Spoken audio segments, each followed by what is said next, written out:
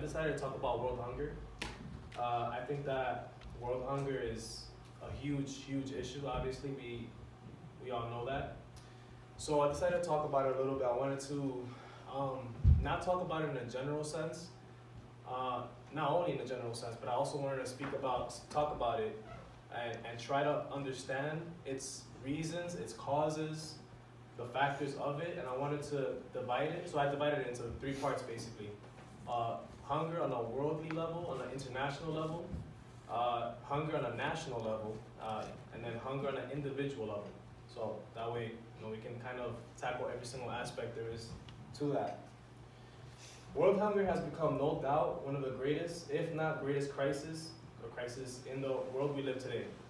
Starving children with bones sticking out of their side has become clearly evident or seen through heartbreaking commercials.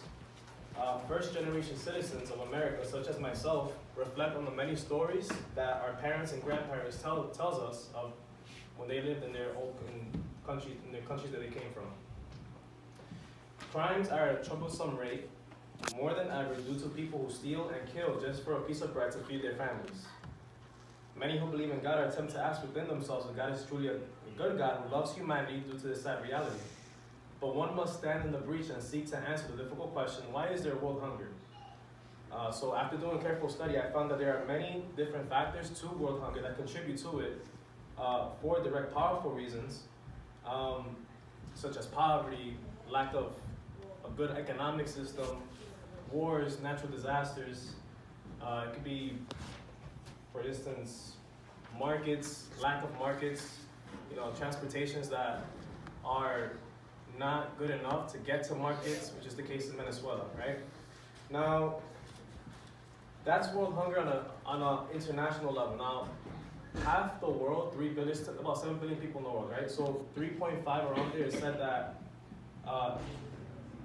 live in poverty, right? They make about $2.50 a day, right? That's simply not enough to feed themselves. World hunger is directly correlated to poverty. Now, why is there so much poverty? Well, I have a couple of reasons here that, it's kind of common sense. First and foremost, lack of education. If there's a scarce of education, then it's going to be difficult for one to make more money in the future, right? That's the reason why we're here. We come here, we go to school, and we're looking to invest in the college, invest in academics. That way we can come out and then have a decent job to feed our families. Unfortunately, there are countries in the world where, they don't have that privilege or that opportunity like we do here in this country. So lack of education equates to lack of jobs, and sometimes it's not even education, sometimes there's just lack of job opportunities.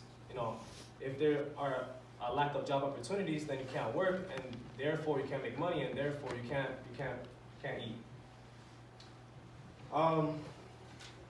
There's the scarcity of markets are due to, for instance, discouraged workers, discouraged people who want to work in markets, due to farmers and due to how difficult it is for farmers to get the food to them, right? So, for instance, if you're a farmer, you're farming and stuff like that. It's said that 30% of food of farmers waste food, not because they intentionally want to, but because of the progress they have to do to actually get to the markets, right? And so what happens to the markets? Well, if you're an owner, 1 minute, wow. All right, so I'm gonna condense everything really quick. All right, so now on a national level,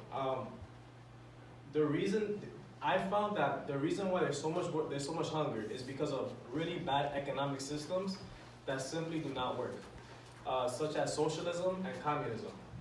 I picked 4 countries to just talk about that, right?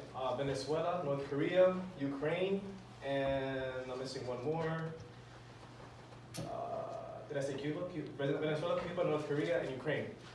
We understand what's going on in Venezuela. Right? Venezuela is a country that has succumbed to national hunger, they've succumbed to oppression. Now the reason for this is because socialism is a system in which it endeavors to equally distribute the wealth, right? So for instance, say, I'm governing a nation, and I say, okay, you want to be a doctor, you want to be an engineer, you want to go in the army, all you guys are going to make $30,000, same amount of money. Well, what that does is that cuts the incentive and the motive to work. All right.